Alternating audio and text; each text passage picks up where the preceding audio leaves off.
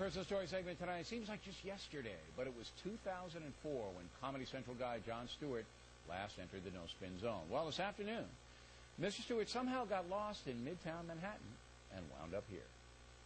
You know what I've noticed when I do your program? I go over, and the audience, they love President Obama, your audience, the guys who sit in the little bleachers. That's right. For them, it's like going to Lord's. To go to your show, because they know they're going to get... Many have been healed. Right. Yes. They know they're going to get Obama, and it's going to be... So it's perceived that you are a big fan of the president. All right. How's President Obama doing so far? You know, I'm torn. For me, I feel like I can't tell if he's a Jedi master playing chess on a 3-level board way ahead of us, or if this is kicking his ass. So you really don't know? For one thing, those types of broad... analysis, you know, how's he doing? It doesn't lend itself to a very easy answer. I think there are certain areas that he seems to have made progress or stabilized certain areas. I'm appreciative of the fact that he has tried to re-engage the regulatory mechanism of the government. Wow, the regulatory mechanism. That's way over my head. The mechanism. What is that? And you're 6'5". Yeah, and I have no idea what you just That's said. like I was throwing to Marcus Colston. I mean, that was like jumping out there. So what is the idea that we would have people there checking if there was lead in our toys. Okay, so protecting the folks using the federal government's power. He's made strides in doing that. You know, that's a pretty smart analysis. You know, a lot of people don't think you're smart. Thank you very much. Wow. Did your writers come up with that, or did you? No, they're in my pocket. All right, so you think that he's doing okay in some areas. Certain jobs. And not okay in others. Give me a not okay. I think he has decided that Congress is an equal branch of government. Huge mistake. You can't just walk in there as the next guy and say, let's go back to power sharing. 3 equal branches. No good. No. Right. You got to go in there, my friends. You want to pass a law? I don't like the signing statement. Here's how we're going to do health care. Boom, boom, boom. You don't like it? You get in line. So he's too much of a team player. It allows too much room for different narratives to take hold. For instance, a narrative that might emanate from, you know, the no-spin zone. From here. From a news organization. You know, that's actually another astute point, and you've shocked me twice now with the regulatory thing. Did you notice I used the word ilk? I did, but I ignored it. Right. But anyway, so you say that President Obama, instead of driving home a few pieces of legislation so that everybody can understand what he's doing, that's right. Using the bully pulpit gathers too many people under the tent, and there's too much discussion, thereby leading to too much sniping, and you don't get anything done. If you allow too much nitpicking on the edges of legislation, it will be necessarily turned into a type of lobbyist gruel.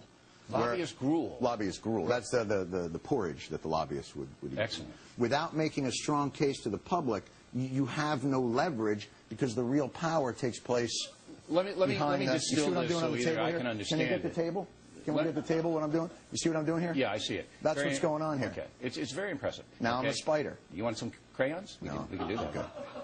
What about these evil Republicans blocking everything he does? They don't, you know, those Republicans, they don't want anything. Right. They want nothing. Why do we put up with these people?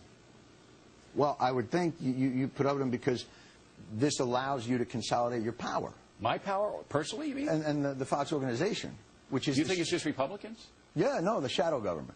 You know how all this works, right? No, I really don't. But let me get a chalkboard. Is Glenn here? Can I get a chalkboard? Yeah, but do you believe that the Republicans are blocking this just because they want to embarrass Obama and get him out of there? I don't know what their motivation is, but it seems pretty clear that they would prefer not to do anything unless it's the thing they would like to do. But the president won't give the GOP anything. He's nothing in there. I disagree with that. What did they get? What did the president give them?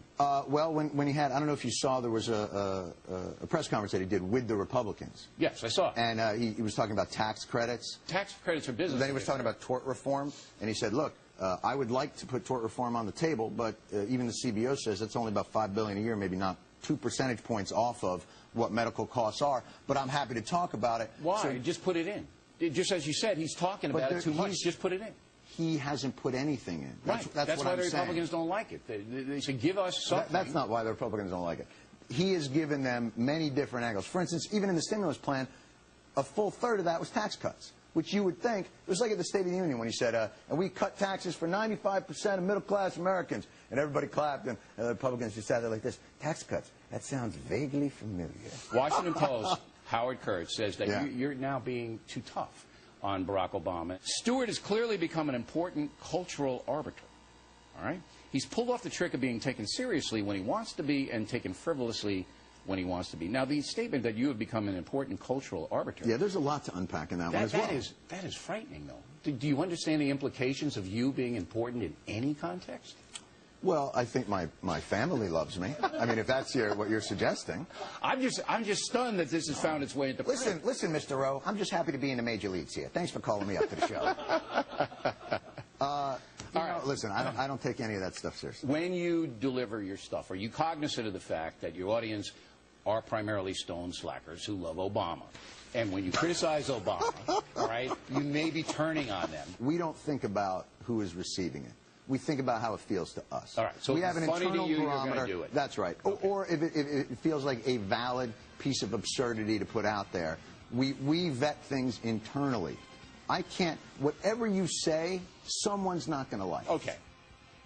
All right, coming next, Stewart has been kind of tough on Fox News, and we will confront him with that. And then Dennis Miller has been listening to the chat. He'll have some comments about the Stewart interview up ahead.